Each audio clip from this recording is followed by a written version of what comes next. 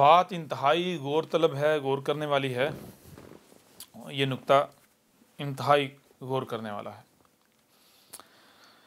देखें, आपको पता है बार बार ये बात कही गई कि रब क्या है? रब अलगनी है। रब क्या है? रब अलगनी है। अलगनी मतलब क्या है? मतलब ये है रब फकीर नहीं, यानी मोहताज नहीं है। रब अपना काम खुद करता है। रब अपना काम खुद करता है। मैं एक छोटी सी मिसाल आपके सामने रखता हूँ। मिसाल के तौर पर एक बादशाह हो, एक बादशाह तो बादशाह जो है, क्या किसी भी मामले में किसी फकीर के आगे हाथ फैलाएगा? बिल्कुल नहीं। फकीर के आगे बादशाह का हाथ फैलाना क्या बादशाह के लिए गैरत से मरने का मकाम नहीं है? जी बिल्कुल। या मिसाल के तौर पर अगर कोई फकीर हो, कोई 2 टके का शख्स हो,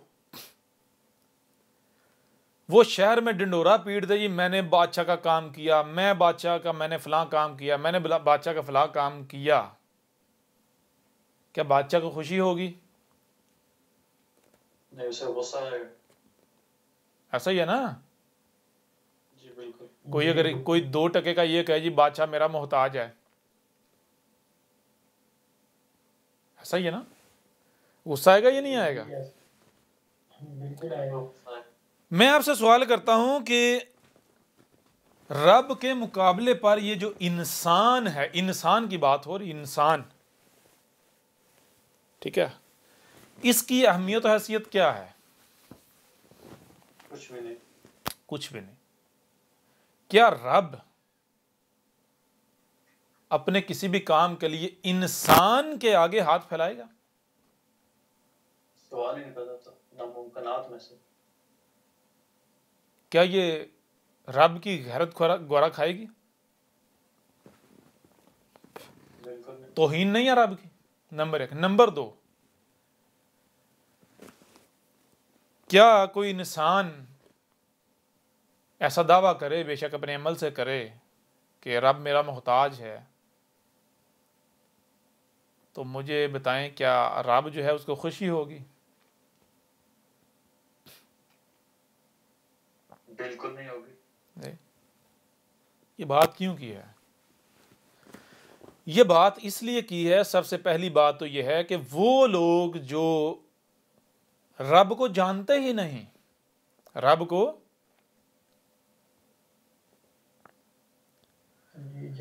जानते ही नहीं, और वो रात दिन दावा कर रहे हैं जी हम ये रब का काम कर रहे हैं, रब का काम कर रहे हैं, रब का काम कर रहे हैं, तो वो क्या कर रहे हैं? अपने अमल से वो रब को फकीर कह रहे हैं, उसके अलगनी होने का कुफर कर रहे हैं। ठीक है, एक चीज ये। दूसरी चीज ये है कि ये तो हो गई उन लोगों की बात कि वो जाहिल हैं, उनके पास इल्म नहीं है, जाहिल हैं, उनके पास इल्म नहीं है। लेकिन यहां कोई आता है, रब के भेजे हुए के पास आता है, रब के पास आता है, और उसके ऊपर हर लिहाज से खोल खोल कर वाजे कर दिया जाता है कि रब क्या है? अलगनी है। रब क्या है? अलगनी है। रब क्या है? अलगनी है। उसके ऊपर हर लिहाज से खोल खोल कर वाजे किया जाता है, और इसके बावजूद वो नहीं मानता, बल्कि अपने अमल से वहीं का वहीं खड़ा रहता है, तो रब को खुशी होगी? जरा बराबर भी नहीं। रब उसे बर्दाश्त करेगा? बिल्कुल नहीं। बिल्कुल नहीं।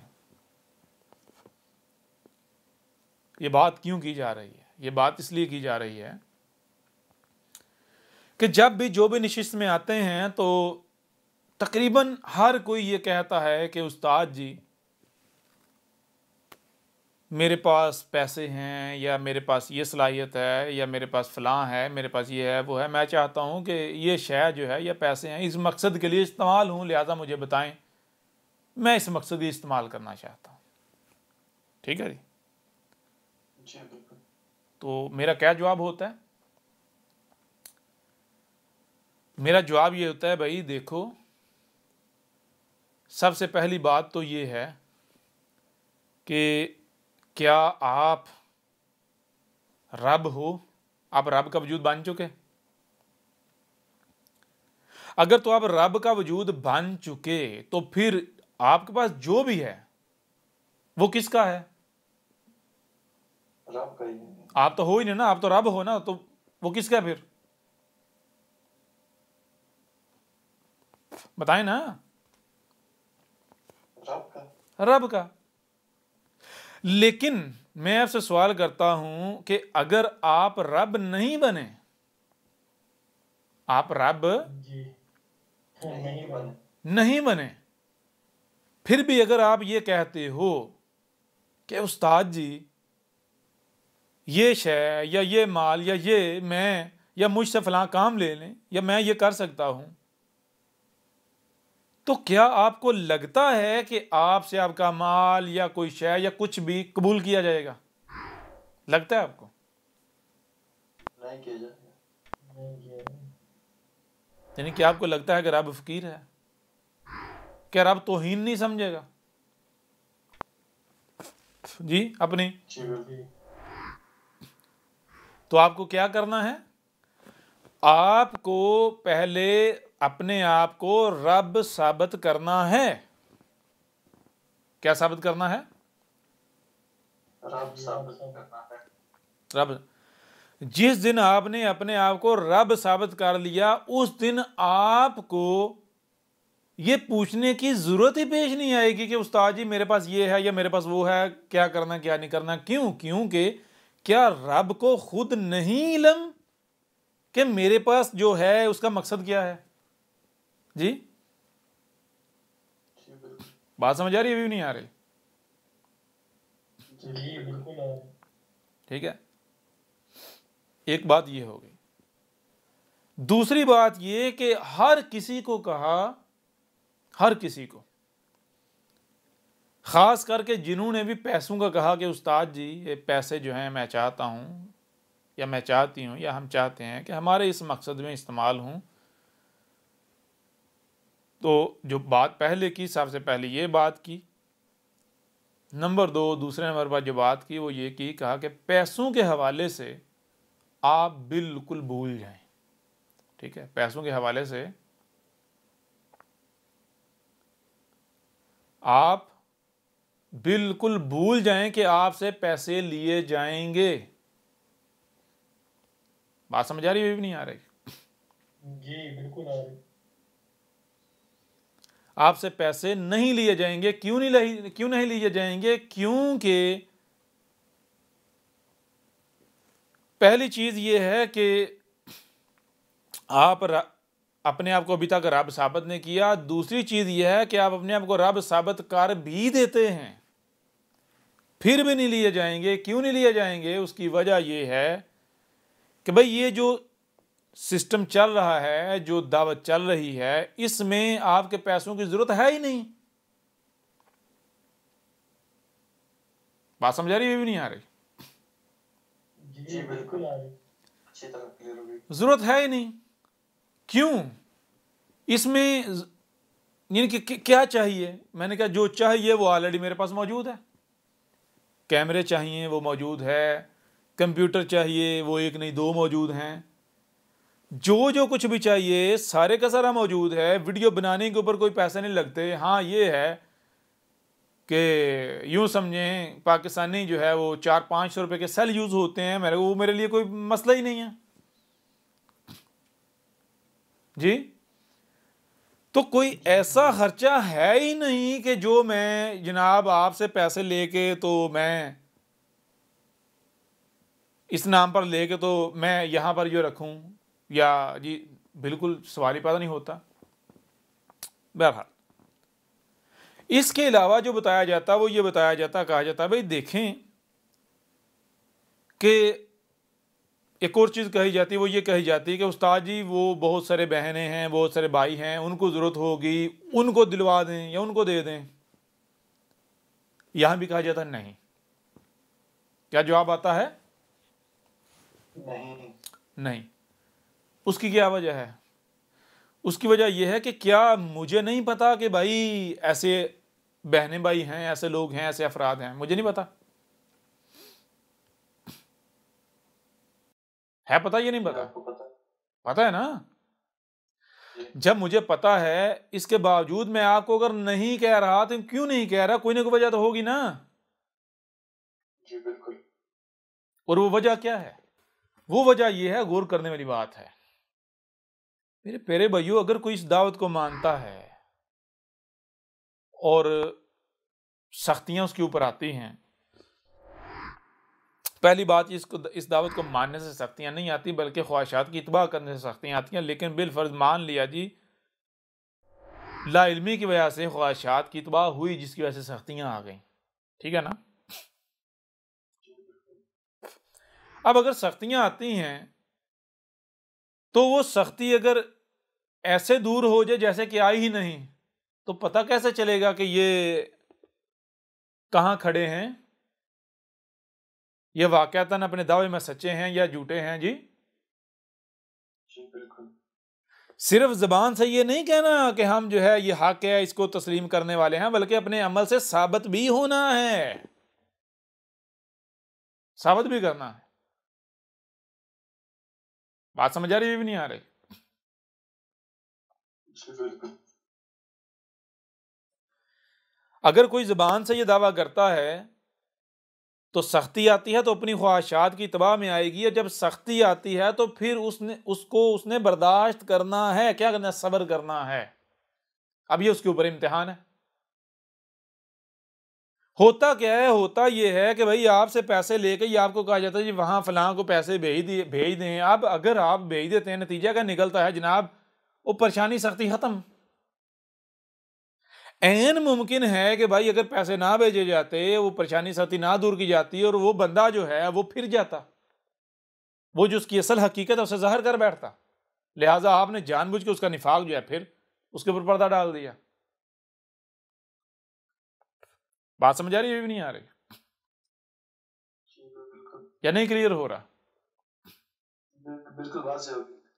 हाँ, अलबत्ता ये बात अलग है कि पहले कोई यानी ख्वाहिशात की तबाह करता है, सख्ती आती है और फिर वो सख्ती में डट जाता है, सब्र करता है, अपने आप को अल मोमिन साबित कर देता है। हाँ, उसके बाद उसकी नुसरत की जाएगी। यानी सबसे पहली बात यह है कि कोई भी जबान से यह दावा करता है कि मैं अल मोमिन हूं, मैं ए मेरे रब, मैं तेरा अब्द हूं, मैं तेरी गुलामी करने वाला हूं, गुलामी कर रहा हूं, तो रब सिर्फ जबान पर यकीन नहीं करेगा, जबान से कहने से नहीं मान लेगा, बल्कि उसको अपने इस बात को अपने अमल से साबित भी करना है। जिस दिन उसने अपने आप को अल मोमिन साबित कर दिया, जिसने उसने उसने अपने आप को अल मोमिन साबित कर दिया, यानी रब का वजूद साबित कर दिया, तो उस दिन, उसके बाद वो रब का वजूद है। फिर रब, मुझे ये बताएं, क्या रब लापरवाह है? रब अपने वजूद से लापरवाह हो जाएगा, बेफिक्र हो जाएगा? जी नहीं, फिर वो जाने रब जाने। भाई मुझे ये बताएं, मैं आपसे सवाल करता हूं, गौर करें, सवाल करता हूं कि आपके वजूद के अंदर हाथ हैं, पांव हैं, या आपके वजूद के जो आज़ा हैं, आपका जो वजूद है, आपसे बढ़कर किसी दूसरे को आपके वजूद की फिक्र हो सकती है? जी नहीं, किसी को नहीं हो सकती। किसी को नहीं हो सकती। तो मुझे ये बताएं, जब आप अपने आप को रब का वजूद बना देते हैं, अपने आप को रब का वजूद बना देते हैं, तो फिर मुझे ये बताएं, क्या रब अपने वजूद से गाफिल हो जाएगा, या रब से बढ़कर किसी को रब के वजूद की फिक्र हो सकती है? किसी को नहीं हो सकती। बताएं ना। जी, रब के अलावा किसी को नहीं हो सकती। नहीं हो सकती। तो चीज यह है कि जो ढट जाते हैं, अपने आप को रब का वजूद साबित कर देते हैं, अपने आप को रब का वजूद साबित कर देते हैं, तो फिर उनके साथ दुश्मनी, रब के साथ दुश्मनी। इसी के हवाले से आज से 14 सदिया कबल मोहम्मद ने भी कहा था, जिसको ये कहते हैं कि जो भी अल्लाह के औलिया से दुश्मनी करता है, यहां तक कि अगर दिल में भी उनके खिलाफ कोई बुग़्ज़ रखे, तो अल्लाह जो है ऐसे शख्स या ऐसे लोगों के खिलाफ ऐलान जंग करता है। औलिया अल्लाह का मतलब क्या है? औलिया वली की जमा, वली किसे कहते हैं? वली वला से, वला किसे कहते हैं? मावनतकार को। मावनतकार किसे कहते हैं जी? औलिया अल्लाह, रब के मकसदो मिशन में उसके मावनतकार। तो क्या रब के मकसदो मिशन में गैरुल्लाह मावनतकार हो सकता है? कोई शरीक मुशरिक या कोई मुनाफिक, कोई शरीक, रब अपने शरीक से मावनत लेगा अपने काम में? काम रब खुद ही होगा। रब बशरी सूरत में रब खुद होता है, यानी जो खालिस रब के इबाद होते हैं, औलिया अल्लाह, रब के मकसदो मिशन में उसकी मावनत करने वाले वो कौन होते हैं? वो रब का अपना वजूद होता है। इसी को एक दूसरे पहलू से ऐसे 14 सदी कबल मोहम्मद ने बताया था, जो मैं अभी मोहतली पहलू अभी यानी बता रहा हूँ, पीछे बताया गया। मोहम्मद ने कहा कि जब एक शख्स कहता है कि मैं मोमिन हूं, ऐ मेरे रब, मैं तेरा अब्द हूं, और फिर अगर वो अपने इस दावे के ऊपर डट जाए, क्या करे? डट जाए, तो अल्लाह क्या करता है? अल्लाह उसे अपना वजूद बना लेता है। उसकी आंखें अल्लाह की आंखें, उसकी आंखें जो देखती हैं वो अल्लाह की आंखें, अल्लाह उन आंखों से देख रहा होता है। उसके जो हाथ होते हैं अल्लाह के हाथ बन जाते हैं, उसके हाथ जो करते हैं क्या करते हैं? अल्लाह के हाथ होते हैं, अल्लाह उन हाथों से कर रहा होता है। उसकी टांगें अल्लाह की टांगें, अल्लाह उन टांगों से चल रहा होता है। समझ आ रही है नहीं आ रही? ओ भाई, औलिया अल्लाह से, औलिया अल्लाह ये नहीं ये इन लोगों ने बनाए हुए हैं। औलिया कौन है? औलिया अल्लाह कह रहे अल्लाहु वलीउल्लाज़ीना आमनू। जी जी। और मकामात पर ये वाज़ेह किया कि औलिया अल्लाह कौन है? जो अल मोमिनीन है। अल मोमिनीन, अल मोमिन की जमा, अल मोमिन कौन है? ऐसा शख्स जो जिसने रब का रंग इख्तियार किया हुआ है, जो रब का वजूद है। समझा नहीं आ रही? तो मेरे प्यारे भाइयों, जब कोई ज़बान से दावा करता है मेरे रब, तू मेरा रब है, मैं तेरा अब्द हूं, और फिर उसके ऊपर डट जाता है, अपने आप को रब का वजूद साबित कर देता है, अल मोमिन साबित कर देता है, तो फिर उसके साथ दुश्मनी, रब के साथ दुश्मनी, फिर उसकी हिफाजत की जिम्मेदारी रब की जिम्मेदारी। ठीक है जी? वो रब का वजूद है, फिर क्या रब अपने वजूद से लापरवाह हो जाएगा, बेफिक्र हो जाएगा, बेपरवाह हो जाएगा? जी नहीं होगा। बताएं ना। लिहाजा जिस दिन आपने अपने आप को रब का वजूद साबित कर दिया, उस दिन आपको ये पूछने की जरूरत ही पेश नहीं आएगी उस्ताद जी ये है क्या करना क्या नहीं करना। क्यों? क्योंकि फिर अब रब का वजूद है, रब अपने उज़्व को, अपने वजूद को क्या इस्तेमाल करना नहीं जानता? क्या रब को नहीं पता मेरे इस उज़्व को मैंने क्या सलाहियत दी हुई है, क्यों दी हुई है? जी जी बिल्कुल। जिस दिन आपने अपने आप को रब का वजूद बना दिया, तो रब को पता है ये मेरा वजूद है, रब को पता है मैंने इसको क्या दिया है। रब नहीं दिया है ना, तो रब को पता है उसने क्या दिया है, तो रब फिर जहां इस्तेमाल करना इस्तेमाल कर लेगा। ठीक है जी? जी बिल्कुल। तो जो भी मुझे ये कहते हैं, मैं आगे से ये बात बताता हूं, ये कहता हूं, और फिर क्या होता है? होता यह है, गौर कीजिए, कुछ तो ऐसे हैं कि जो सरेहम तस्लीम करते हैं, वो जो सरेंडर कर जाते हैं, मान जाते हैं। लेकिन कुछ ऐसे भी होते हैं, गौर कीजिएगा, कुछ ऐसे भी होते हैं कि जो सरेंडर नहीं करते, बल्कि मर्ज होता है उनके दिलों में, वो जिद करते हैं। वो क्या करते हैं? जिद करते हैं। जिद करते नहीं उस्ताद जी ये हम करें, हम शुक्र करेंगे, ये है वो है, जैसे कि नहीं मिन्नतें करना, तरले करना, जैसे गिड़गिड़ाना, इस तरह करते हैं। ये उस्ताद जी रब का माल है, ये है वो है। पता होता है ये क्या है, इनके अंदर निफाक है, लेकिन बार बार वाजे करने के बावजूद भी वो क्या करते हैं? वो अपनी ख्वाहिशात की इत्वा करते हैं। क्यों ख्वाहिशात की इत्वा करते हैं? वो ये देखते हैं कि हम बज़ाहिर कुछ नहीं कर रहे, हम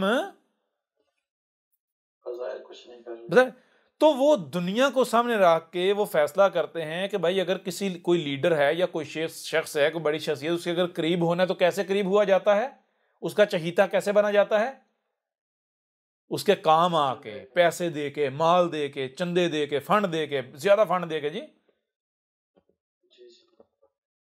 तो वही बात, अल मोमिनीन होते हैं, उनको क्या पता इन चीजों का, वो जो खुद होते हैं वही उसी को म्यार बना के फैसला करते हैं ना, जो खुद होते हैं वही सोचेंगे ना, वही उनके अंदर आएगा ना।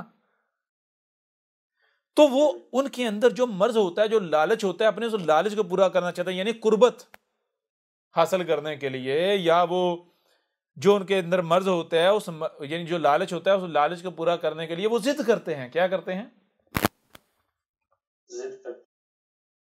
जिद करते हैं। तो फिर क्या किया जाता है? उनको फिर समझाया जाता है। क्या समझाया जाता है? उनको ये समझाया जाता है भाई देखो, गौर करो, अहमद ईसा किसी से भी पैसे या कोई शय क्यों नहीं लेता? दो वजूहात हैं। कितनी वजूहात हैं? दो वजूहात हैं। पहली वजह यह है कि रब अलगनी है, फकीर नहीं है।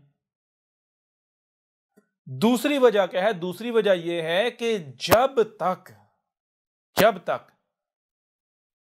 आपने अपने आप को रब नहीं बनाया, अपने आप को रब नहीं बनाया, तो आप क्या करें? आप अगर मुझे रब का भेजा हुआ माने, रसूल माने, क्यों मान रहे हैं? वजह क्या है? आपने डॉक्यूमेंट्री देखी, आपने किताब पढ़ी है, इस वजह से आप मान रहे हैं। क्यों मान रहे हैं? क्योंकि आपके पास कुफर करने का कोई बहाना है ही नहीं। यानी आपने डॉक्यूमेंट्री देखी, किसी बात का रद्द आपके पास नहीं है, कोई आपके पास ऐसा बहाना नहीं है कि जिसको बुनियाद बनाकर आप इस दावत का कुफर कर सकें, इस दावत का कुफर कर सकें। आपने अल किताब पढ़ी, पूरा जोर आपने लगाया, आपको कहीं से इसका रद्द नहीं मिला, कहीं से इसका तोड़ नहीं मिला, आपके पास कोई ऐसा बहाना नहीं है कि आप इसका कुफर कर सकें, और आप अपनी नजरों में मोमिन भी बनते हैं। अब अगर आप अपने आप को रब का वजूद नहीं बनाते और इस दौरान अगर आपसे थोड़ा सा भी काम ले लिया जाए, पैसे ले लिए जाएं, कुछ भी कर लिया जाए, तो उसका नतीजा क्या निकलेगा जानते हैं जी? इसका नतीजा यह निकलेगा कि आपके घर में किसी का खामन दुश्मन है, किसी की बीवी दुश्मन है, किसी के वालिदैन दुश्मन है। क्यों? अहमद ईसा जो है ये है, वो है, गालियां, दुश्मनी कर रहे हैं जी, इसको छोड़ दो, ये ठीक नहीं है जी, ऐसा ही है ना।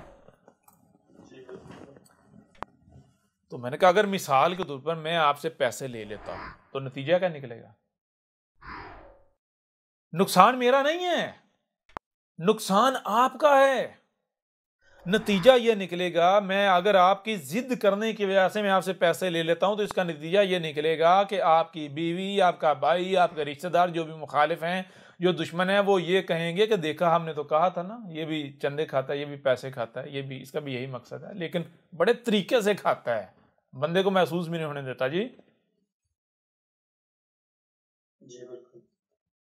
तो फिर मैंने कहा उस वक्त बेशक किसी के कहने से आपके ऊपर असर ना हो, लेकिन जब आप किसी मायूसी की कैफियत में होंगे, आपको कोई अपनी तकलीफ होगी, मियाँ बीवी की लड़ाई होगी या किसी के साथ कोई झगड़ा होगा, मायूसी में होंगे, तो जब पंजाबी का मुहावरा डिगा खोती तो गुस्सा कमें हारते, यानी होगा ये कि गुस्सा किसी और का होगा तो वो निकालने के लिए क्या, अब कोई रास्ता नहीं ना जब मिलेगा, तो अब आपके अंदर ये चीज आना चाहिए, हाँ भाई वाकयातन बात तो उसकी ठीक थी, जैसे इसने बड़े तरीके से मुझसे मंगवा लिए हैं, पता नहीं कितनों से मंगवाता होगा। समझ आ रही है नहीं आ रही? पता नहीं कितनों से मंगवाता होगा। तो बताया इस वजह से मेरे प्यारे भाइयों, मेरी प्यारी बहनों, कभी भी जिस काम से रोका जाए जिद ना किया करो, ठीक है जी। क्यों? अब आपका फायदा, आपको लगता है, मैंने कहा आप खुद गौर करो कि मुझे पता होता है कि ये जो काम है इसमें आपका फायदा है, लेकिन मुझे गालियां मिलेंगी। ठीक है जी, मुझे गालियां मिलेंगी, मुझे बुरा भला कहा जाएगा, मुझे हकारत की निगाह से देखा जाएगा, हालांकि उससे फायदा आपका है या मेरा फायदा नहीं है, यानी मेरा फायदा नहीं, मेरा नुकसान है, फायदा आपका है। इसके बावजूद मैं वो करता हूं ना, खुद मैं गालियां खा लेता हूं, खुद मैं बुरा भला जो वो सब जो है वो बर्दाश्त कर लेता हूं, खुद मैं तोहमतें मलामतें इल्जामात बर्दाश्त कर लेता हूं, लेकिन आपका फायदा सोचता हूं, वो करता हूं जिसमें आपका फायदा है। बात समझा नहीं? अब अगर आप जिद करते हो, नहीं बाज आते, तो फिर क्या होगा? ये बताया कि देखो भाई, आप आए हो ना तो आप एक फोड़ा हो, आप आए हो तो आप क्या हो? एक फोड़ा हो। आपको वजूद बनाना है, रब का वजूद बनाना है, जम होना। तो एक हद है ना, आपको यानी आपकी तरबियत की जाएगी, आपको इल्म हिकमा दिया जाएगा, आपके ऊपर हक वाजे की आयत की तलावा की जाएगी। अब अगर आप नहीं इसलाह करते, आप ख्वाहिशात की तबाह के ऊपर डटे रहते हैं, तो सब्र की, बर्दाश्त की एक हद है ना। आपको अगर वेलकम किया है तो एज ए फोड़ा वेलकम नहीं किया, बल्कि फोड़ा एज ए वजूद, अपना वजूद वेलकम किया है। ठीक है, अब अगर यहां तभी आपको बर्दाश्त किया जाएगा, आप वजूद बनेंगे, नहीं वजूद बनेंगे, फोड़ा ही रहना, तो आपको एज ए फोड़ा वेलकम नहीं किया, दफा हो जाओ। बात समझा रही है? अभी भी नहीं आ रही? तो लिहाजा अब क्या होता है, होता यह है कि अगर एक बंदा जो है, वही बात, जब मुनाफिकीन को निकालना कैसे निकाला जाता है, एक बंदा जो है वो जिद करता है, उस्ताद जी मेरे पैसे हैं, पैसे ये है, ऐसे ऐसे ऐसे ऐसे मना किया जा रहा है। क्यों मना किया जा रहा है? क्योंकि वो उसके अंदर निफाक है, मर्ज है। अगर बिल फर्ज ले लिया तो दो चीजें हैं, एक तो मैं कजाब साबित हो जाता हूँ, रब का वजूद साबित नहीं होता, रब साबित नहीं होता। नंबर दो, यानी मैं फकीर साबित होता हूँ। नंबर दो ये कि उसका मर्ज बढ़ जाएगा, ये उसका फायदा नहीं है, उसके ऊपर जुल्म है। समझ आ रही है नहीं आ रही? बेशक मैं उससे पैसे लेकर इस मकसद में इस्तेमाल कर दूं तो फायदा उसका नहीं है, उसका नुकसान है। समझ आ रही है नहीं आ रही? एक तो रब जो है मोहताज साबित होता, फकीर साबित होता। नंबर दो, उसका मर्ज बढ़ जाएगा। कैसे बढ़ जाएगा? कोई भी बात करेगा तो वो हाँ भाई वाकई पता नहीं है, इस तरह कितनों से मंगवाता है। बात समझ आ रही है? भी नहीं आ रही? लिहाजा मना किया था, लेकिन एक हद होती है ना जी, होती या नहीं होती? भाई आवाज नहीं आ रही, ये सब सो गए? जी जी बिल्कुल। एक हद होती है ना। जी जी। अब अगर वो जो शख्स है वो फोड़े का फोड़ा ही रहता है और जिद करता है, जी मुझसे ले लें, मुझसे ले लें, मुझसे ले लें, मुझसे जिद करता है, तो मुझे बताएं अब क्या किया जाएगा? रब को क्या करना चाहिए?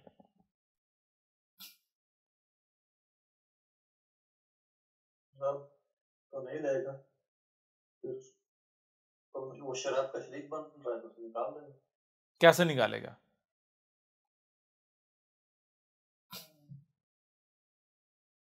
मेरे पर भी रब जो है ना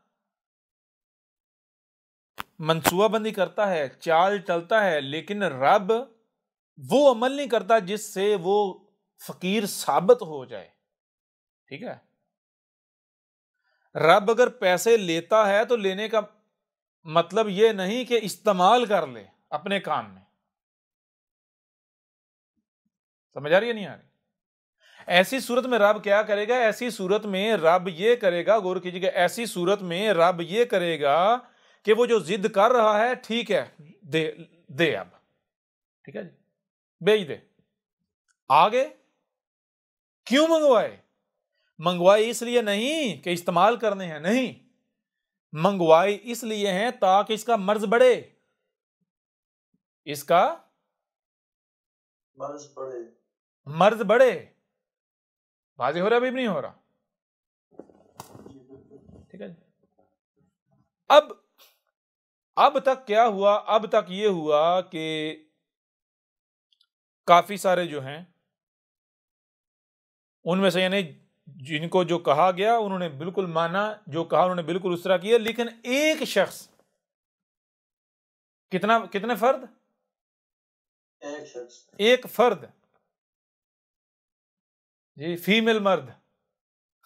ठीक है। जी उन्होंने उनको समझा समझा के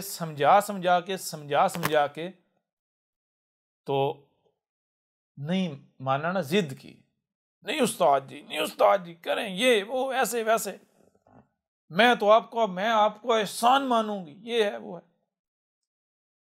तो सबसे पहले मैंने अपनी अहलिया को बताया, मैंने बताया कि ये बहुत बड़ी मुनाफिक है, इसके अंदर मर्ज है और अब इसको निकालने का वक्त आ गया। तो मेरी अहलिया ने कहा था आप कह रहे हैं तो मानना मजबूरी है, वरना इसके बारे में अगर कोई ये कहे कि मुनाफिक है, यानी कि मेरा कोई सगा हो, मैं उससे अल्लाह ताला की इख्तियार कर लूं। समझ आ रही है? यानी कि निशिस के अंदर भी कुछ ऐसे भाई हैं, जब उनको बताया कि भाई इसकी तरफ से अब ये होना है, तो उन्होंने भी कहा, उन्होंने कहा उस्ताद जी ये हमारे तो होश उड़ गए होंगे, अब आप कह रहे हैं तो मानना पड़ेगा, लेकिन उस्ताद जी लगता नहीं ऐसा कि इसकी तरफ से ऐसा हो, तस्वर भी नहीं किया जा सकता। यानी यूं समझें कि जिसको हर कोई सबसे बड़ा मोमिन समझ रहा था, ठीक है जी, सबसे बड़ा मुखलिस, उसके बारे में आप बात करें कि भाई ये ऐसा करने जा रहा है, इसके साथ ये होने जा रहा है, ये करने जा रहा है, आप मानेंगे? तो मैंने अहलिया को बताया कि इस तरह जिद कर रही, तो अहलिया ने पूछा अब आपने क्या करना है? मैंने कहा करना क्या है, मैंने कहा अब निकालने का वक्त आ गया। कैसे निकालेंगे? मैंने कहा अब मैं ऐसे निकालूंगा कि इससे जो इस जिद कर रही है, मेरे पास ऑडियो रिकॉर्डिंग्स मौजूद हैं इसकी अपनी आवाज़ में, मेरे पास इनबॉक्स में मैसेजेस मौजूद हैं, स्काइप पर जो है और भी इनबॉक्स में, ठीक है जी, सारा जो जिद की गई भेजने के लिए। तो क्या करेंगे? मैंने कहा पैसे मंगवाऊंगा। आप पैसे मंगवा लेंगे? मैंने कहा हाँ मंगवाऊंगा। तो आपको तो नहीं मंगवाने चाहिए। मैंने कहा क्यों नहीं मंगवाने चाहिए? नहीं तो आप जो है क्यों मंगवाएंगे पैसे? मैंने कहा मंगवाने का मतलब ये नहीं कि मैं इस्तेमाल करूंगा। जी, मंगवाने का ये मतलब थोड़ा ही है। तो फिर क्या क्या करेंगे, क्या होगा? मैंने कहा करेंगे और होगा ये कि अब मैं इसे इजाज़त दे दूंगा, ठीक है भेज दो। अब पैसे जब आएंगे तो इसका नतीजा क्या निकलेगा? नतीजा निकलेगा हफ्ता, 2 हफ्ता, जब 3 हफ्ते गुजरेंगे तो उसके बाद जाके जब इसकी सास या इसका खामंद, जब कोई भी कहीं से बात होगी ना, मेरे खिलाफ वो बात करेंगे, यानी आपस में मियाँ बीवी का झगड़ा होता है या सास बहू का झगड़ा होता है, तो वो कहेंगे, क्या कहेंगे? वो कहेंगे कि जब कि तू उससे पीछे चल रही, उसकी मैंने दावत मारी, उस वक़्त से तेरा मामला ये हुआ है जी, हमारे जो है वो। तो नतीजा क्या निकलेगा? नतीजा ये निकलेगा कि वो घर में जब झगड़ा होगा या इस तरह का मामला होगा तो ताना दिया जाएगा। क्या ताना दिया जाएगा? कि देखा हमने कहा था ना ये भी पैसे खाता है, ये भी इसी तरह का जी चंदे खाता है, लेकिन तरीके से खाता है। तो मैंने कहा उस वक्त बेचारी इग्नोर करेगी, लेकिन कितनी देर? मैक्सिमम मैंने कहा 2 से 3 महीने निकालेगी, उससे ज्यादा नहीं निकाल पाएगी। ठीक है जी। बिलाहर वो जो मर्ज है ना वो बढ़ेगा। तो मंगवा लिए पैसे, मंगवा के रख दिए। ठीक है जी, पैसे रख दिए। जब पैसे आए तो पैसे आने के 2 हफ्ते बाद तो जो हुआ है वो, पैसे जब आए हैं, पैसे आने के फौरी बाद एक हरकत हुई, वो हरकत जो है वो बताने के लायक नहीं है। उस हरकत की वजह से जनाब वो जो ख्वाहिशात थी ना उनके ऊपर, बर्फ वाले पानी का जो है ना वो पतीला गिरा दिया गया। ठीक है, बात समझ आ रही है? अभी भी नहीं आ रही? जी आ रही। उस वजह से क्या हुआ, ख्वाहिशात के ऊपर वो जो ख्वाब पाले हुए थे, ख्वाब बनाए हुए थे बड़े बड़े, वो सारे के सारे ख्वाब एकदम चकनाचूर हो गए, एकदम। यानी कि आपके साथ, आप यानी तो खुद से बिल्कुल बरक्स आपके साथ सलूक हुआ, आपके साथ हुआ। तो जब ऐसा हुआ तो सारे ख्वाब चकनाचूर हो गए। तो जनाब आईडियों से ब्लॉक। ठीक है जी। सब्र किया, 2 हफ्ते, 3 हफ्ते, महीना, 2 महीने राब्ता करने की कोशिश की, और राब्ता हुआ, लेकिन किस तरह हुआ ये एक अलग कहानी है। मैंने पूछा, मैंने कहा कोई मसला है, कोई परेशानी है, शेयर करें। ठीक है। कहा जी नहीं, हाँ इतना बताया कि उस्ताद जी मेरी पुरानी कैफियत जो है दोबारा बहाल हो गई है। कौन सी कैफियत? वो कैफियत ये है कि मुझे खुद बताया, कहा उस्ताद जी कि जब मैंने आपकी दावत को सुना तो आपकी दावत को सुनने से पहले मैं रोजाना, यानी मेरा मामला ये था कि पहली बात तो ये है कि बचपन से मेरी माँ के साथ नहीं बनती, दुश्मनी है। ठीक है। दुश्मनी क्यों है? बताया कि उस्ताद जी मेरे जो वालदैन से, वालिद का मामला तो यानी यूं कि जैसे होता ही नहीं। वालदा थी, वालदा का मामला क्या था? वालदा का मामला ये था कि वालदा जो है वो, हमें कभी भी ऐसा नहीं लगा कि ये हमारी सगी वालदा है। हमारी वालदा जो हमारे भाई थे उनसे प्यार करती थी और हमसे, बहनों से शदीद नफरत करती थी, शदीद नफरत। ठीक है ना। यानी कि हमने उनके घर पैदा होकर कोई जुर्म किया तो मुझे मेरी वालदा की तरफ से, वालदैन की तरफ से बचपन से ही बहुत दुत्कारा गया। खास करके वालदा जो है ना, वो बचपन से मेरी जो है ना, मेरी वालदा के साथ दुश्मनी है। यानी कोई ये नहीं देख के कह सकता कि ये माँ बेटी, कोई तस्वर भी नहीं कर सकता, यानी इस तरह है। वजह क्या है? 2 वजूहात हैं।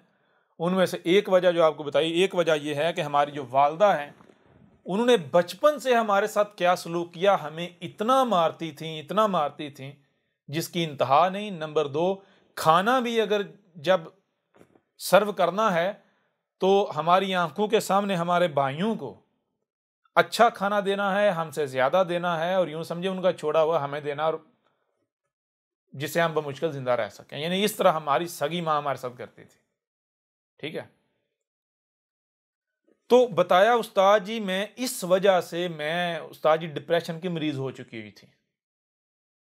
यानी कि मेरा मामला ये था। फिर जब मैं यानी कि बड़ी हुई, जवान हुई, तो फिर मेरी शादी भी मेरी माँ ने ही की। क्यों की? मेरी माँ ने पैसा देखते हुए, यानी मेरी ख्वाहिशात, मेरी चाहत के बरअक्स सिर्फ पैसा, दुनिया देखते हुए मेरी शादी कर दी।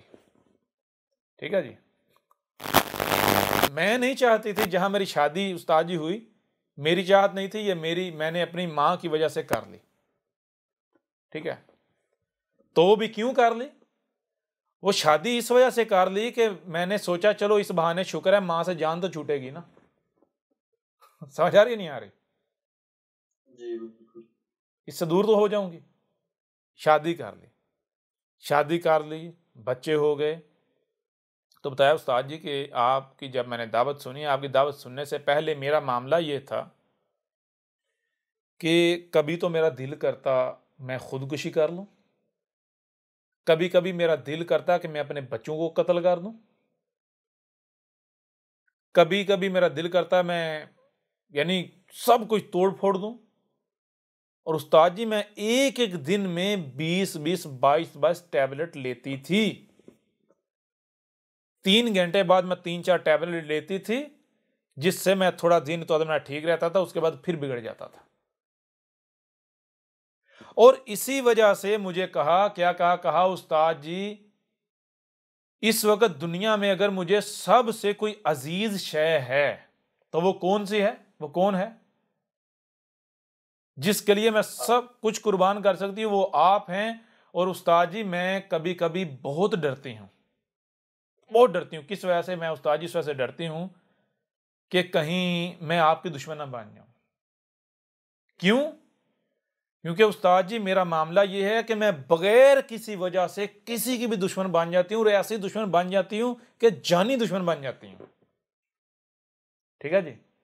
मुझे पता नहीं क्या हो जाता है।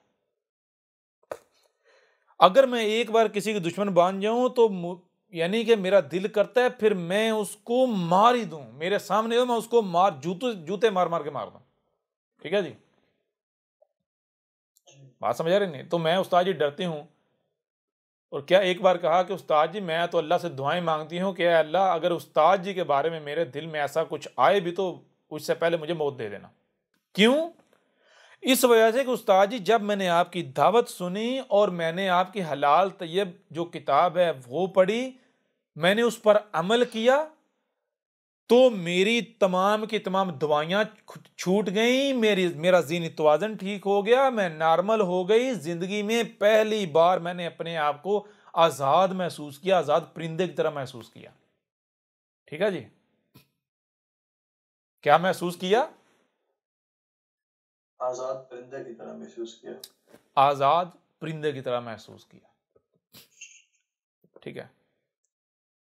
तो फिर बच्चों के बारे में मुझसे आए रोज पूछना, उस्ताद जी ये जो बच्चों को हमने जो है वो जो वैक्सीनेशन करवाई हुई है, मैं रोती हूँ कि मैं अब बच्चों के साथ मैंने जुल्म किया, इनको कैसे प्योरीफाई किया जाए। तो बताया भाई परेशानी में जब गलती हो गई, गलती का एहसास हो गया, उसकी इस्लाह करो, बात खत्म। इसमें रोने वाली कौन सी बात है? ये तो ड्रामे हैं। अगर गलती का एहसास होता है तो उसकी इस्लाह करनी चाहिए, ना कि आप आंसू बहा के, तो आंसू बहाएंगे तो वो जो आपके जज्बात हैं वो सारे बह जाएंगे बाद में, फिर आप वैसे के वैसे। ठीक है जी? बहरहाल तो जैसे जैसे वक्त गुजरता गया, उस्ताद जी अब बच्चे भी मेरे ठीक हैं, वरना वो भी दवाइयों पे थे। मैं भी ठीक हुआ, मैं कोई टैबलेट नहीं, कुछ भी लेती, बिल्कुल मैं सही हो गई हूँ। ये है, वो है, ऐसे है, वैसे है। अपनी बहन को भी लेकर आई एक दो बार नशिस्त में, इसमें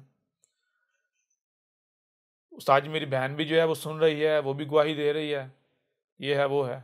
अच्छा, इस तरह होते होते वही चीज़ जो फिर वो जो पैसों वाला जब बाद में हुआ तो क्या नतीजा निकला कि वो जो बाद में 2 महीने बाद राबता हुआ था, तो क्या बताया मुझे? क्या उस्ताद जी वही मेरी पुरानी कैफियत फिर बहाल हो गई। रोने वाली शक्ल बना के, उस्ताद जी अल्लाह की कसम मैं दिन में 22 टैबलेट्स ले रही हूँ, मेरे 3 घंटे नहीं गुजरते मेरा दिल करता है मैं यानी कि खुदकुशी कर लूँ, मैं बच्चों को मार दूँ, ये है, वो है, यानी इस तरह मेरा ना अपने ऊपर जो है ना वो। और फिर मजे की बात यह है कि उससे कुछ दिन पहले मुझे मैसेज भी किया था। ठीक है? जी। उस मैसेज में भी ये बात की हुई। बहरहाल तो मैंने फिर कहा, मैंने कहा कि मुझे आप ये बताएं कि जब आप सारा हक पता है, हर चीज़ पता है, और श्याम हर चीज़ करने के बावजूद आपने फिर ये हरकत की, ये टैबलेट्स जो है वो भी 20 तो आगे से कोई जवाब नहीं।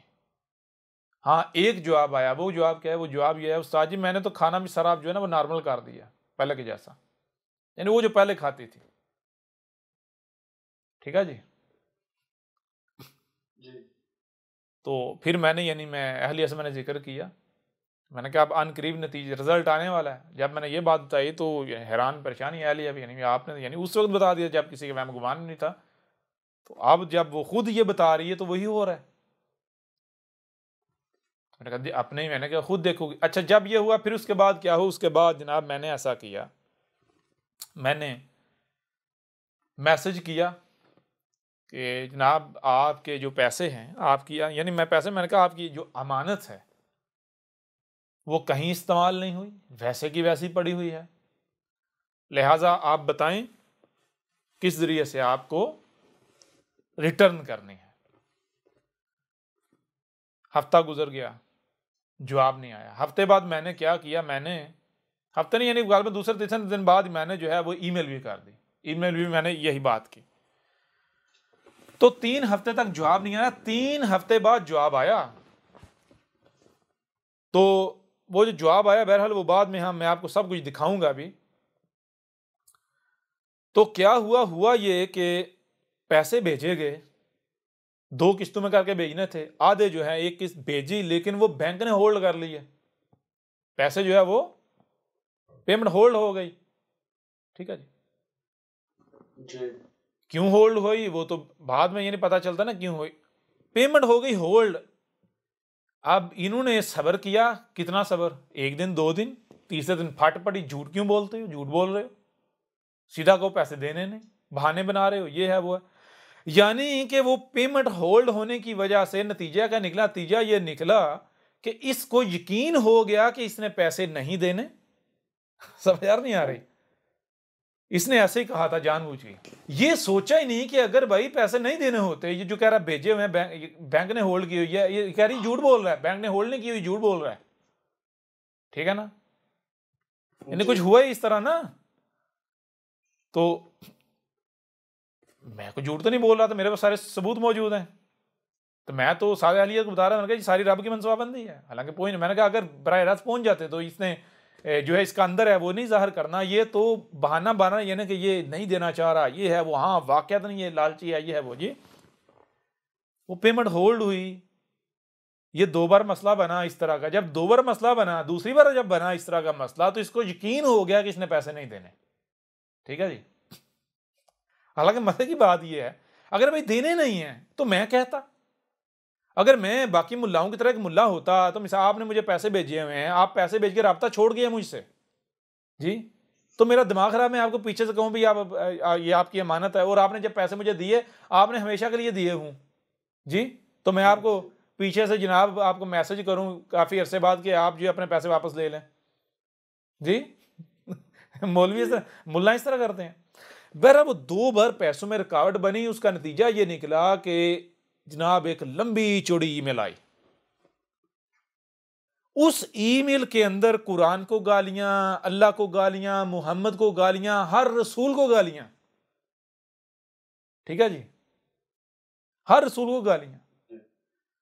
ऐसी ऐसी बातें की गई, ऐसी ऐसी बातें की गई कि अगर वो सिर्फ ईमेल ही सामने ले आई जाए तो जो हो वो अलग बात है जी। लेकिन उस ईमेल को जो बंदा पढ़ ले वो कहेगा कि भाई ये कोई आला दर्जे का कोई ज़हनी मरीज शख्स है। ठीक है, यानी 2 लाइनें पीछे जो बात की जा रही है, अगली 2 लाइनों में अपनी उसी पिछली बात का रद्द कर दिया। पीछे 2 जमा 2 5 का है, आगे 2 जमा 2 6 कह रहे हो, अगली 2 लाइनें छोड़ के 2 जमा 2 7 कह रहे हो जी। छोटी सी मिसाल आपको देता हूं, छोटी सी मिसाल।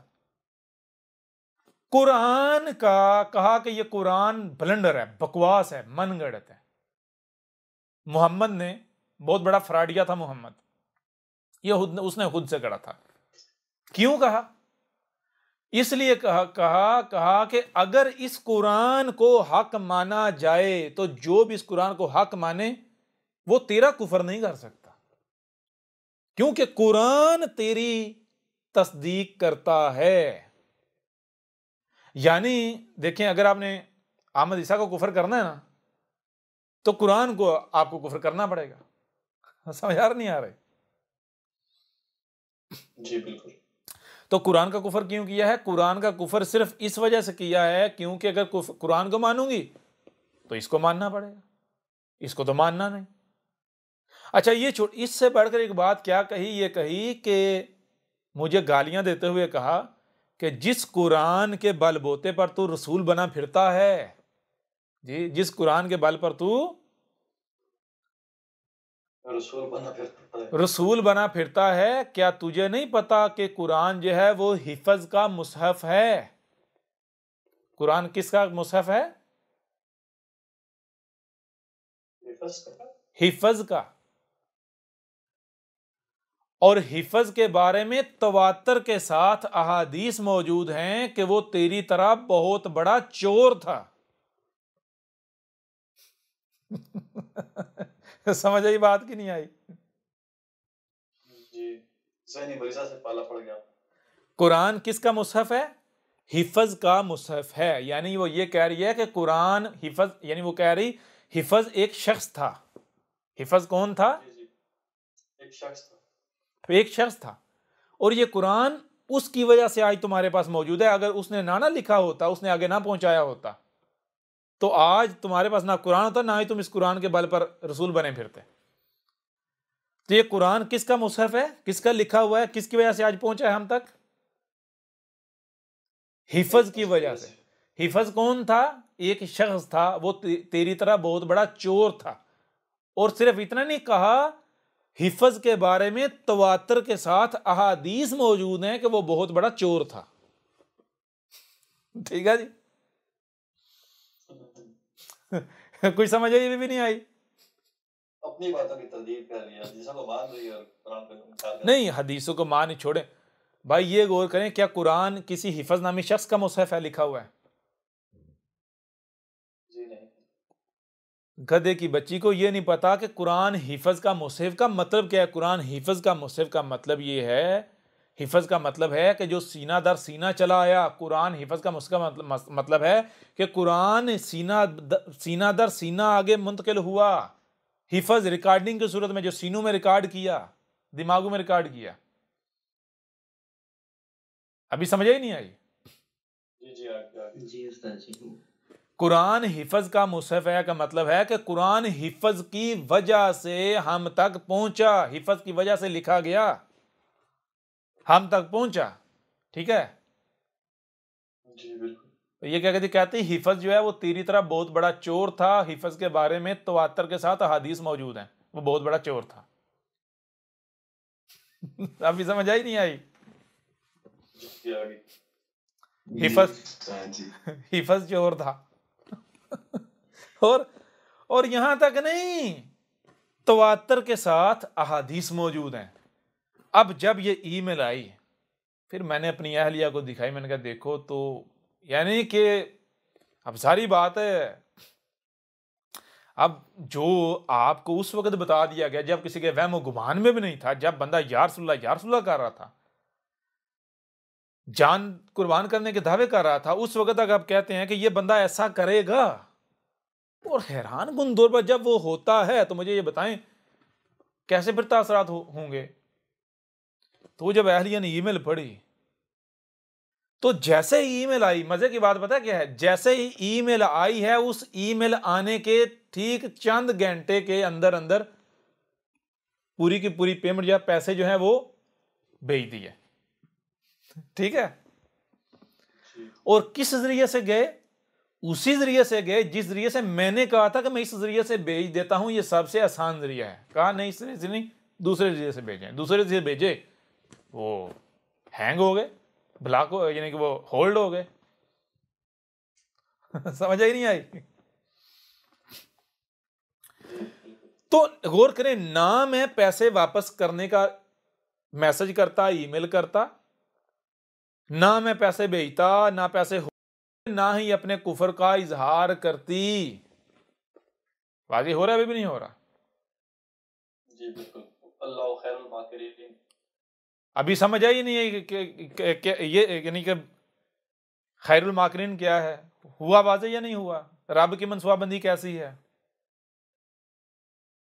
जी? आवाज नहीं आ रही?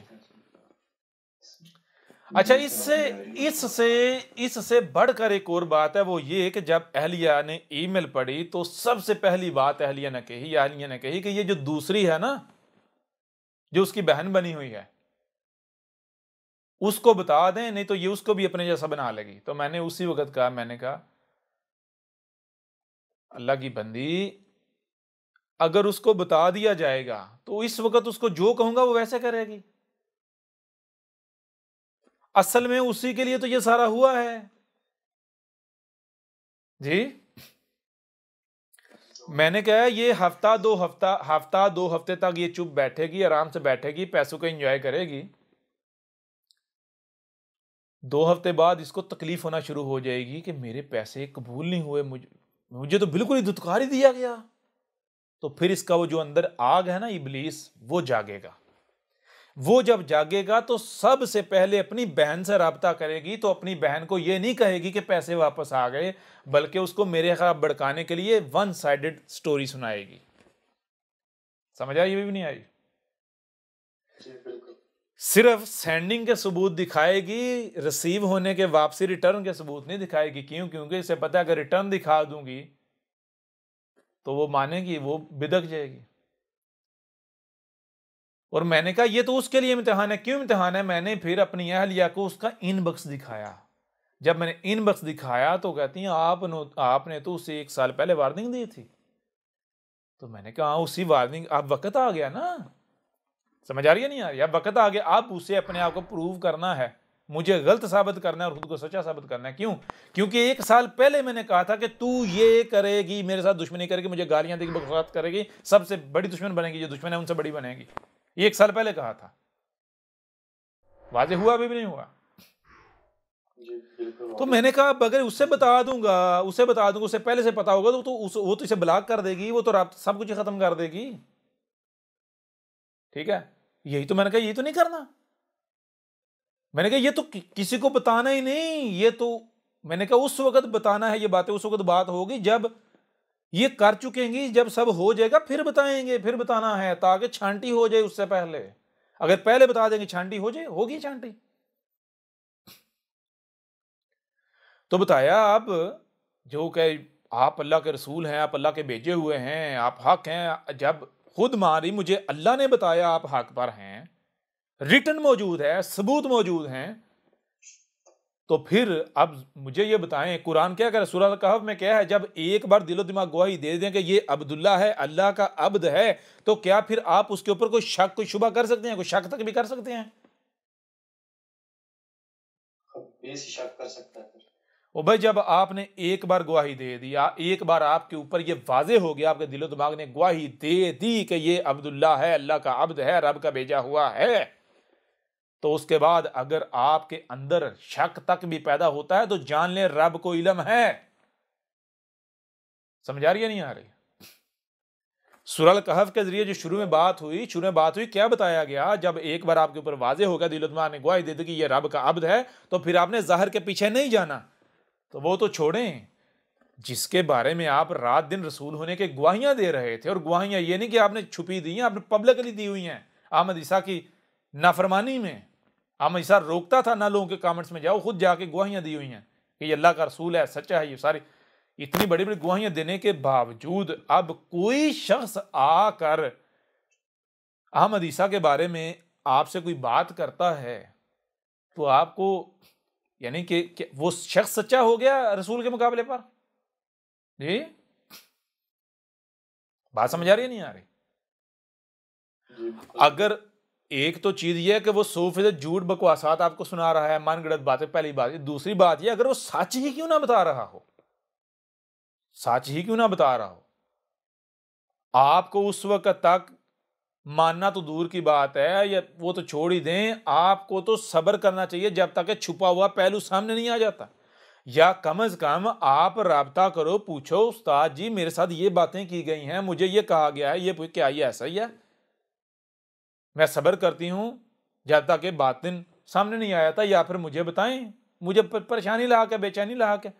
ये क्या, जिसके एक तरफ आप रसूल रसूल का दावा कर रहे हो, बार बार बताया भाई आप जबान से लाख दावे करो, आपको अपने अमल से साबित करना पड़ेगा। जिसके अंदर राय बराबर भी निफाक है वो नहीं टिक पाएगा, हम हालात ही ऐसे बना देंगे।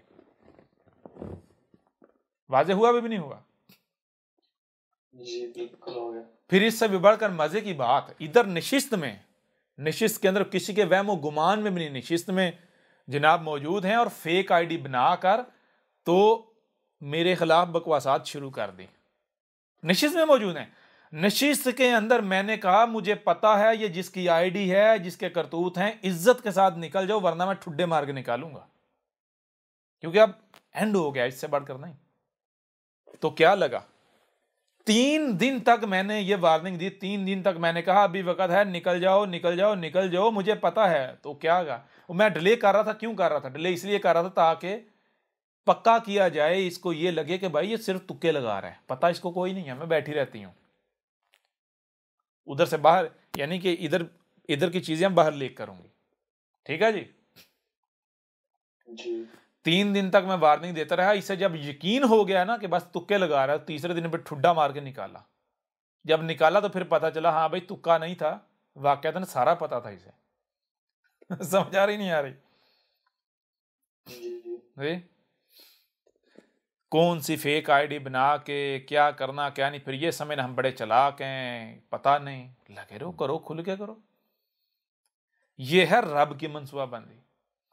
बहरहाल ऐसे जितने भी हैं, एक बार ऐसा करें, अपने इनबॉक्स खोल के पढ़ें, देखें, फिर या की तरफा दूसरा पहलू भी देखें, सारी हकीकत सामने आ गई। और जहां तक बात है, कतन ये मत सोचें कि ये वापसी का दरवाजा जो है वो खोला जा रहा है, सवाल ही पैदा नहीं होता। अपने इनबॉक्स खोलेंगे, उनमें पता चल जाएगा, कहा होगा उस वक्त, कहा था भाई आखिरी मौका है, आखिरी मौका। जब आखिरी कहा था तो आखिरी कहा था, वापसी का कोई दरवाजा नहीं होगा, कोई दरवाजा नहीं वापसी का। ये पब्लिकली ये बात करना क्यों जरूरी थी या क्यों जरूरी है, ये क्यों की, ये इसलिए कि देखें, दो चीजें हैं। ये बातें ऐसा नहीं कि ये आज फर्स्ट टाइम हो रही हैं, नहीं, ये बहुत पीछे से होती हो रही हैं, लेकिन उनके लिए ये बातें थीं जो खवास होते हैं या खवास होने का दावा करते हैं। आज मामला ये है कि ऐसे बहुत सारे खवास ऐसे हैं जो नशिस्त में मौजूद नहीं हैं, जिन तक बात इस तरह पहुंचेगी, यानी पब्लिकली जब अपलोड करेंगे तो उन तक जो है ये बात पहुंचेगी, वो सुन पाएंगे। लिहाजा एक वजह है। दूसरी वजह यह है कि अब इसको पब्लिक करना इस वजह से पब्लिक किया जा रहा है क्योंकि अब पब्लिक करने का वक्त आ चुका है। ठीक है जी? जी बिल्कुल ठीक है ना। इस वजह से आप जो है इसको पब्लिक करने से किसी लिहाज से कुतराया नहीं जा रहा। ठीक है, ये चीज हो गई। फिर इसके अलावा यह वाज़ेह किया जा रहा है कि देखें, गौर कीजिएगा, एक बंदा या एक गिरोह वो अहमद ईसा को अपना सबसे बड़ा दुश्मन डिक्लेयर करते हैं, और ऐसा दुश्मन डिक्लेयर करते हैं, वो कहते हैं जी हमें ये एक आंख नहीं बाता, हमें ये एक आंख नहीं बाता।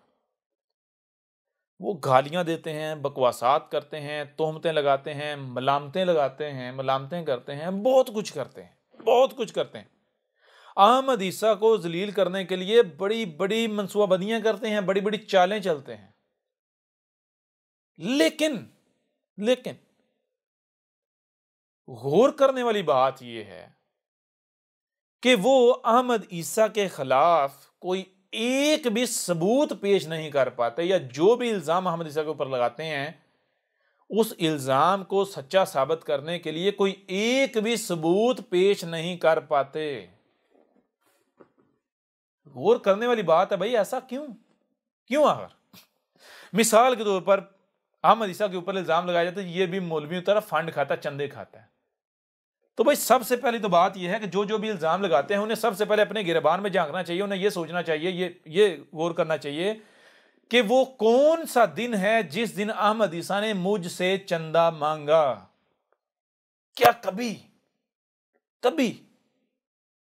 हमें शक भी हुआ कि अहमद ईसा हमसे कुछ चंदा मांग रहा है? कहीं घुमा फिरा के, गोलमोल करके भी कहीं उसने चंदा मांगा? पराए रास्तों दूर की बात है जी, मांगा कभी? जी कभी नहीं मांगा। चलो, क्या आपने चंदा दिया जी? दिया चंदा? नहीं जी। ना अहमद ईसा ने चंदा मांगा, कभी नहीं मांगा। गोलमोल करके भी, यानी एहसास भी नहीं कराया चंदे का, कि भाई महसूस भी नहीं होने दिया कि चंदा मांग रहा है। ना ही कोई अहमद ईसा ने ऐसी हरकत की जिससे किसी को यह महसूस हो या ये लगे कि भाई ये चंदा मांग रहा है। यहां तक कि जो देने के लिए रात दिन जिद करते हैं नहीं लेता, और ना ही आपने दिया। तो आप किस बुनियाद पर इल्जाम लगा रहे हो जी चंदे खाता है? चलो इल्जाम लगाया है तो भाई कुछ सबूत ही पेश कर दो जी। हाँ, हमें पता है आपके पास जो सबूत है, वो जो सबूत आपके पास है ना, वो जिन्होंने सबूत फराहम किया उनसे जरा पूछें कि ये तूने मेरे ऊपर एहसान किया या मेरे ऊपर जुल्म किया जी। मुझे वन वे टिकट दिखाई, यानी कि डिपार्चर की तो दिखा दी, वापसी जो रिटर्न है वो नहीं दिखाई, वो मुझसे क्यों छुपाई? जी क्यों? धोखा दिया ना उसने। जरा ये भी गौर करना चाहिए कि जो बंदा आपको सबूत दिखाता है, ये देखो मैंने इसको चंदा दिया, क्या वही बंदा आपको ये नहीं कहता कि ये आगे पब्लिक नहीं करना? क्या आपको वो रोकता नहीं है किसी को दूसरे को ना बताना, आगे किसी को ना बताना इसके बारे में? सवाल ये पैदा होता है कि जो बंदा आपको सबूत दिखा रहा है वो अहमद ईसा को अपना सबसे बड़ा दुश्मन मानता है, उसे अपना सबसे बड़ा दुश्मन कहता है। जब उसके बाद पास अहमद ईसा के खिलाफ इतना बड़ा सबूत है तो वो क्यों सबूत को छुपा कर रखेगा? जी बात समझ आ रही है नहीं आ रही? उसको तो सबूत को सामने लाना चाहिए, या कम से कम जो है किसी और को या आपको सबूत को सामने लाना चाहिए। क्यों वो सबूत को सामने नहीं लाया, या आपको क्यों सामने लाने से रोका, मना किया? उसकी वजह ये है, उसको पता है कि अगर ये सबूत सामने आएगा तो दूसरी तरफ रिटर्न का भी आ जाएगा ना भाई, ये सिर्फ उधर नहीं गए थे, वापस भी चले गए थे, समझा? और फिर उनको ये भी खौफ है कि वो सिर्फ रिटर्न का सबूत नहीं आएगा बल्कि वो सारा कच्चा चिट्ठाएगा किस तरीके से रिटर्न आए। समझ आ रहे? कैसे रिटर्न गए? समझ आ रही? भी नहीं आ रही? जी बिल्कुल वाजे हो रहा है? अभी भी नहीं हो रहा?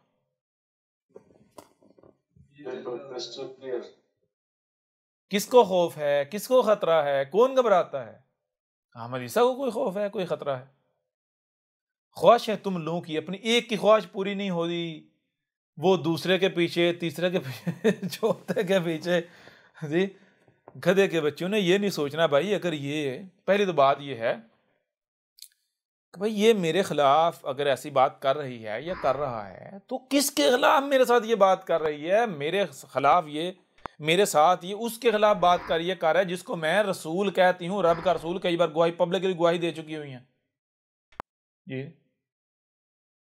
ये उसके खिलाफ मुझे ये चीजें बता रही है, ये बता रहा है, ऐसी बातें कर रही है या कर रहा है। क्या है ये सच हो सकता है? अगर सच हो भी तो क्या ये मुकम्मल सच हो सकता है? वो चलो कम से कम आपके अपने पास कोई बहाना, कोई कुछ ऐसा हो जिस बुनियाद पर आप कह सकें हाँ भाई वाकई ऐसा हो सकता है क्योंकि मेरे पास भी ऐसा कुछ है। जी अहमद ईसा कौन है? क्या आप अहमद ईसा को जानते हैं? अहमद ईसा वो है जिसने उन बातों पर से पर्दा उठाया है जिस पर आज हर कोई इख्तलाफ कर रहा है। हक और बातिल की पहचान अब इंतहाई आसान। आज ही अल किताब को डाउनलोड करें। मजीद वीडियोस के लिए अहमद ईसा के YouTube चैनल को विजिट करें और चैनल को सब्सक्राइब करना मत भूलिएगा।